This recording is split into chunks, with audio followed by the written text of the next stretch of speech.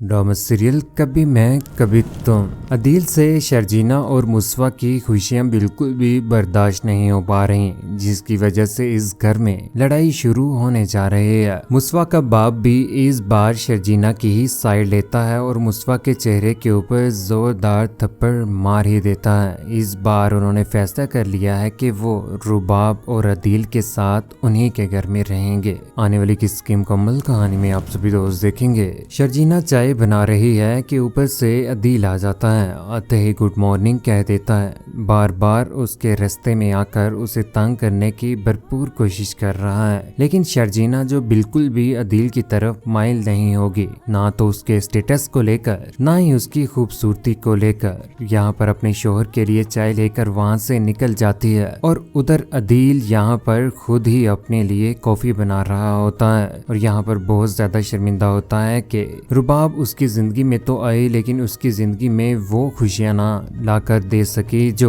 शर्जीना ने मुस्वा की जिंदगी में रख दी हुई हैं, जिसकी बिना पर वो सोचता है और कहता है कि पैसा तो रुबाब जैसा होना चाहिए, लेकिन और लाइफ पार्टनर शर्जीना जैसी होती तो जिंदगी जिन्नत होती मेरे भी। क्योंकि इस बार अदील परेशान होकर रह चुका हुआ है, क्योंकि जब से वो रुबाब के टुकड़ों के ऊपर पल रहा है उसके बाद तो उसका भी दिल करता है कि वो आजादी के साथ जिंदगी गुजारे।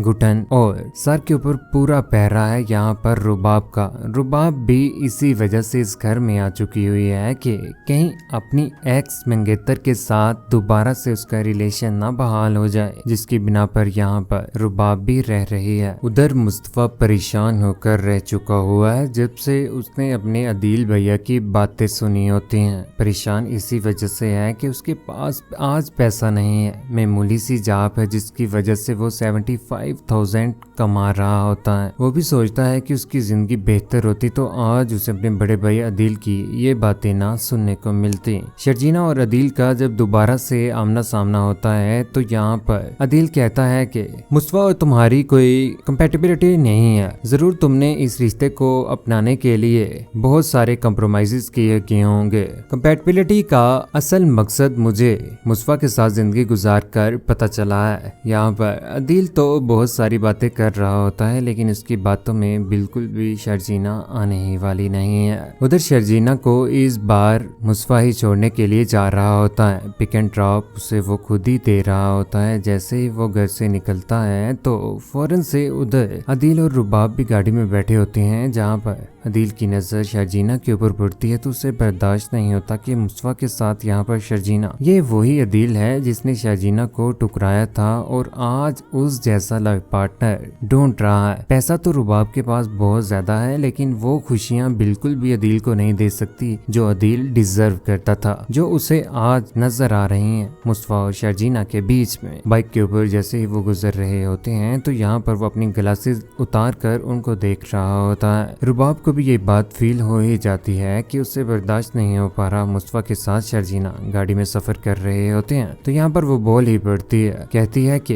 अदील तुम्हें मसला क्या है, जब तुम मुस्तफा और शर्जीना को एक साथ देखते हो तो तुमसे बर्दाश्त नहीं हो पाता, तुम्हारा मूड ऑफ हो जाता है, ऐसा क्या है, तुम्हें परेशान होने की क्या जरूरत है, तुम्हारी जिंदगी में मैं हूं ना। लेकिन अदील जो बहुत ज्यादा बदजन हो चुका हुआ है रुबाब से, लेकिन रुबाब भी उसे कभी भी माफ नहीं करेगी। इतना पैसा उसने अदील के ऊपर लगा दिया, अगर वो उसे तंग करेगा तो वो कभी भी उसे भी सुकून में नहीं रहने देगी। मुस्तफा हर वक्त मेहनत कर रहा है, लैपटॉप के ऊपर काम कर रहा है और शर्जीना भी ऑफिस में जॉब कर रही है और सोचों में ही गुम है कि उसकी जिंदगी कितनी बेहतर हो सकती थी अगर अदील के साथ उसकी शादी होती। लेकिन आज मुस्तफा के साथ अगर शादी हो चुकी हुई है, फिर भी उसने मुस्तफा का बिल्कुल भी साथ न छोड़ा। घर में आ जाने के बाद यहाँ पर शर्जीना कहती है कि मुझसे बिल्कुल भी बर्दाश्त नहीं होता कि तुम्हें कोई नीचा दिखाए, ख्वाह अदील भैया ही क्यों ना हो, कोई तुम्हें इन्फीरियर फील करवाए, तुम्हें डिसरिस्पेक्ट करे, मुझसे बर्दाश्त नहीं होता बिल्कुल भी।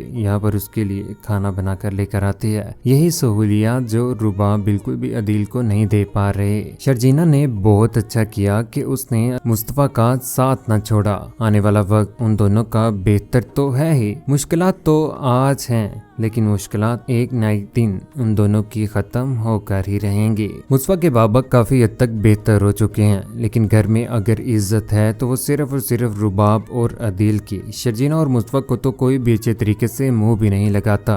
जब बार बार घर में आना अदील और शर्जीना का आमना सामना इस बार मुस्तफा से बर्दाश्त नहीं होता कि वो अपने बड़े भाई के ऊपर इस बार चिल्ला ही पड़ता है, क्योंकि बार बार अदील जब उसे नीचा दिखाने की कोशिश करेगा तो मुस्तफा भी ये सब कुछ बर्दाश्त तो नहीं करेगा। इस बार अपने बड़े भाई को गिरिबान से जैसे ही पकड़ता है तो यहाँ पर शर्जीना और मुस्तफा के बाबा चढ़वाने की भरपूर कोशिश करते हैं। यहाँ पर चिल्ला ही पड़ते हैं, कहते हैं कि क्या मैं इसी दिन के लिए बचा था कि मेरे दोनों जवान बेटे मेरे ही सामने आपस में लड़ेंगे। शर्म आनी चाहिए मुस्तफा, तुम इस तरह से कर रहे हो अपने बड़े भाई के साथ जो तुम्हारा इतना ज्यादा एहसास कर रहा है। मुस्तफा जितना मर्जी कर ले लेकिन उसकी बिल्कुल भी किसी किस्म की कोई भी कदरों की कीमत इस घर में नहीं होने वाली है, क्योंकि अदील और रुबाब को ही इज्जत मिल रही है, क्योंकि वो पैसा इन्वेस्ट कर रहे हैं। रुबाब किसी भी किस्म का कोई भी ऐसा हथकंडा इस्तेमाल करके मुस्तफा को नीचा जरूर दिखाएगी और रुबाब को भी। लड़ाई छूट जाने के बाद यहाँ पर मुस्तफा तो अपनी ही नजरों में गिर जाएगा, लेकिन दोबारा से रुबाब का पैसे लेकर उस घर में आना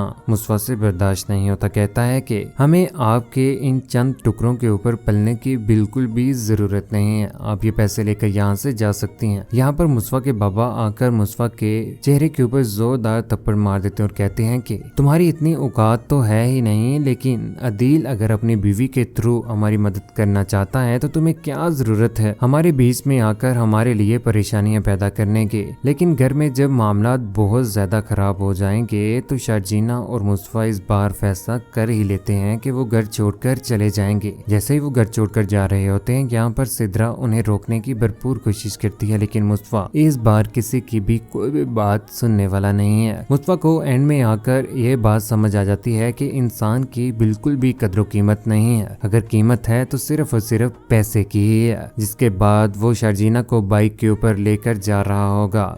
रात काफी हो जाएगी और शर्जीना से पूछेगा कि अगर मैं इन्हीं रोडों के ऊपर रहा तो क्या तुम मेरे साथ रहोगे। शर्जीना बिना सोचे इस बार बोल ही पड़ती है, कहती है कि हाँ मैं तुम्हारा साथ कभी भी नहीं छोड़ूंगी। मुस्तफा को हम सफर तो बहुत ज्यादा मुखलिस मिल चुका है, लेकिन अगर जिंदगी में वो मेहनत इतनी ज्यादा करता सॉफ्टवेयर इंजीनियर अच्छा खासा पैसा कमा सकता था और अदील और रुबाब का भी मुकाबला वो कर ही सकता था। उधर अदील अपने बाबा को बहुत ज्यादा रिस्पेक्ट दे रहा है, अपनी ही गाड़ी में लेकर जाता है। यहाँ पर इस बार वो फैसला कर लेते हैं कि अपने बाबा को इस बार रुबाब के उसी घर में लेकर चला जाएगा जहाँ पर वो दोनों रह रहे होते हैं। लेकिन ये बात रुबाब से बिल्कुल भी बर्दाश्त नहीं होगी, क्योंकि रुबाब के दिल में अब ये बात आ चुकी हुई है। उसकी दोस्त नताशा नहीं, उसके जहन में ये बात भरी हुई है कि अदील ने उसके साथ शादी सिर्फ और सिर्फ पैसे की खातिर की है और उसका स्टेटस देखकर उसके साथ शादी की है। ये बात आने वाले वक्त में वो सामने लाकर खड़ी कर ही देगी, जिसके बाद उसकी अम्मी अब्बू को घर से दिक्के मार कर निकाल देगी और अदील को भी अपनी जिंदगी से, क्योंकि अदील जो बहुत ज्यादा गरूर करता था, जिसने